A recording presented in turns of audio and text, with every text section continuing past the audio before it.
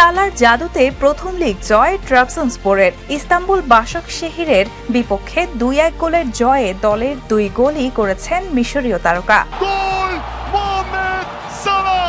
ম্যাচের মাত্র ৮ মিনিটেই গোল করে দলকে এগিয়ে দেন সালাহ। পেনাল্টিতে বাশকশেহির সমতায় ফিরলেও দ্বিতীয়ার্ধের শুরুতেই আবারও জ্বলে ওঠেন এই ফরওয়ার্ড। ডান দিক থেকে ঢুকে সতীর্থের সঙ্গে 1-2 করে বাঁ পায়ের দুর্দান্ত শটে করেন নিজের দ্বিতীয় গোল। তবে এখানেই শেষ নয়, ম্যাচের শেষ দিকে আরও দুবার জালে বল জড়িয়েছিলেন সালাহ, কিন্তু একবার ফাউল আর একবার অফসাইডের কারণে দুটিই বাতিল হয়। অর্থাৎ হ্যাট্রিক তো দূরের কথা, চাইলে এক ম্যাচে 4 গোলের গল্প লিখতে পারতেন এই তারকা।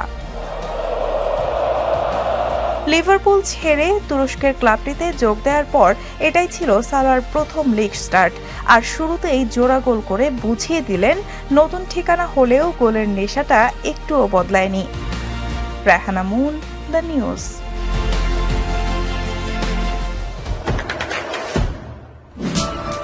দেশে দেশে সবার সাথে দ্য নিউজ।